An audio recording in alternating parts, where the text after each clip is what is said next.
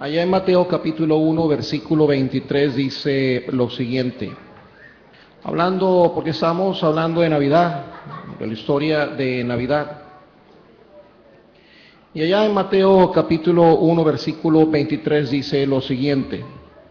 He aquí una virgen concebirá y dará a luz un hijo, y llamará su nombre Emmanuel, que traducido es Dios con nosotros.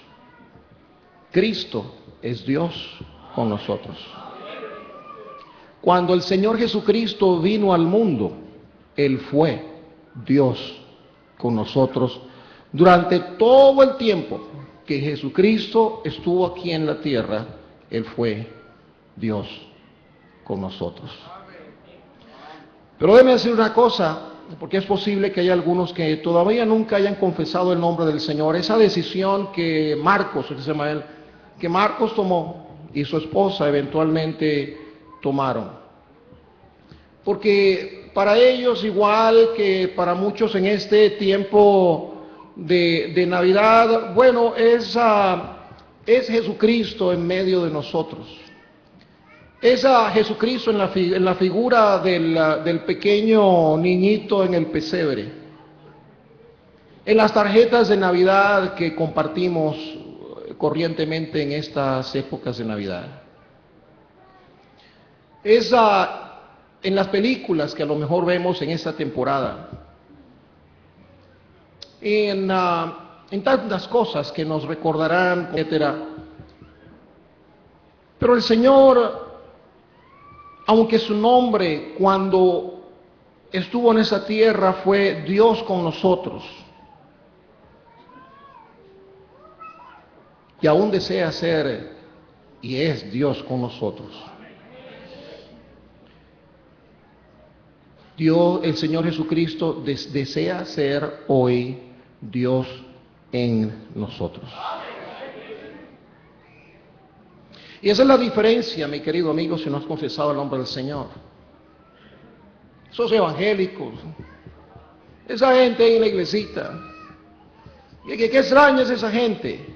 Quieren estar en la iglesia, se la pasan hablando de un Jesucristo que salva. Sus vidas se ven diferentes. Y se ven diferentes porque nuestras vidas son diferentes. No hemos hecho ningún esfuerzo por ser diferentes. No es un duro trato de cuerpo, como dice el mismo Señor en su palabra. No es que nosotros imponemos un rigor de vida agobiante para nuestras personas, porque creemos que a través de ellos, siendo simplemente diferentes, entonces Dios nos recibirá en su presencia algún día, porque hemos logrado dominar ciertas tendencias. Porque nuestra vida parece estar un poquito por encima, moralmente un poquito por encima del nivel de otras personas. Algunos piensan que los cristianos somos arrogantes. Y no decimos nada, simplemente nuestras vidas les ofenden y les molestan. A mí me molestaba la vida de los cristianos cuando yo no lo era. Yo creía que yo era cristiano, pero me sentía molesto cuando veo a esa gente que es diferente. Ahí veíamos a Marcos cuando estaba en la mesa y estaban orando, y su esposa, ¿cómo se llamaba su esposa? Elenita. ¿Verdad? Y ellos orando en la mesa y ella veía, ¿verdad? Esa gente orando. Yo creo que algunos aquí nos identificamos por eso, porque pasamos por eso también. Hoy conocemos el nombre del Señor y algunos a lo mejor se identifican con eso porque lo viven hoy día. A lo mejor tienen amigos que son cristianos, familiares que son cristianos, que los ven orar, los ven leer la Biblia y uno los ve y dice, esa gente es extraña. Pero nosotros, cuando Jesucristo era para nosotros una historia, cuando Jesucristo era un personaje histórico,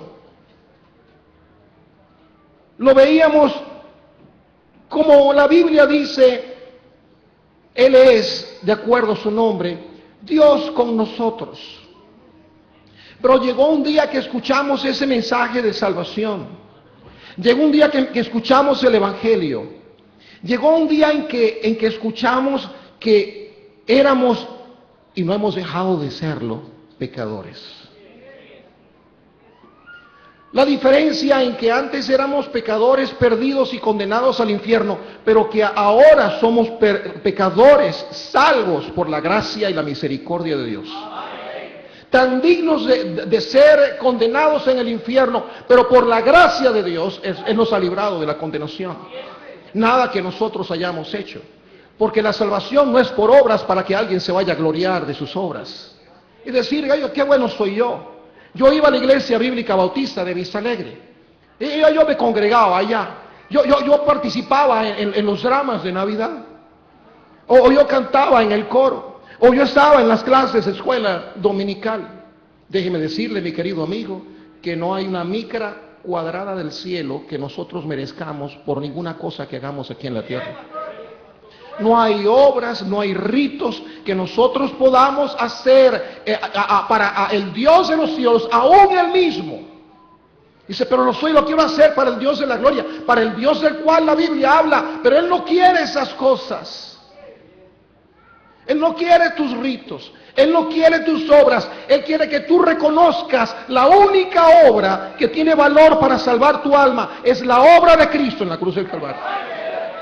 Esa es la única obra que cuenta, pero esa no fue tu obra. Tú no moriste para pagar por tus propios pecados.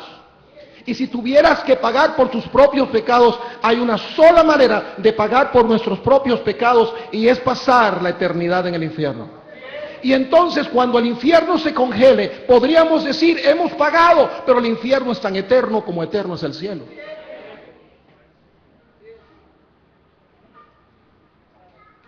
Y entonces llegó un día en que escuchamos ese bendito mensaje, y Jesucristo fue más que solamente Dios con nosotros.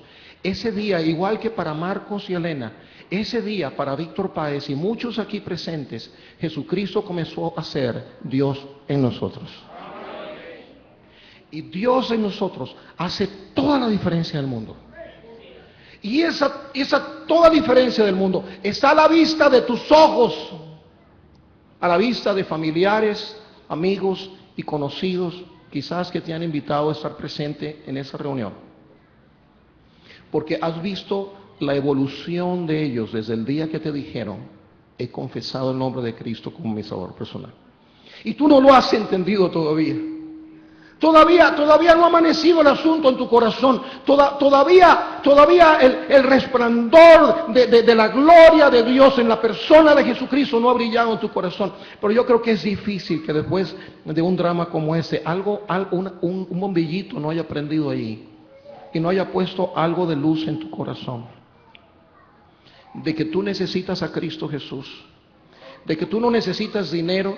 Tú no necesitas una profesión, no necesitas más moral, no necesitas más ritos, no necesitas una religión diferente. Tú lo que necesitas es a un Dios genuino y verdadero, manifestado en la persona de Cristo Jesús, cuando tomó forma humana, cuando se encarnó en la persona de ese bebé allá en Belén, para que un día, 33 años después, muriera en la cruz del Calvario, con sus brazos abiertos, suspendido entre el cielo y la tierra, su sangre mojando aquella cruz y cayendo a tierra para ser chupada por ella, pero una sangre que sería eterna como ninguna otra sangre jamás lo será. Una sangre con el poder de salvarte, darte vida eterna, darte la potestad de ser hecho hijo de Dios. Si tan solo tú por fe te apropias del sacrificio de Cristo Jesús en la cruz del Calvario. Porque como dije al principio, la obra no fue tuya. No hay obra que tú puedas hacer para salvarte a ti mismo o a ti misma. Es la obra de Cristo en la cruz del Calvario la que nos salva. Pero no es una obra que automáticamente salva a todo el mundo porque Él murió en la cruz del Calvario. No, tenemos que apropiarnos de esa obra por fe. Y decir por fe, decirle al Dios que la realizó, a Jesucristo, de quien la palabra de Dios dice es el autor y el consumador de la fe.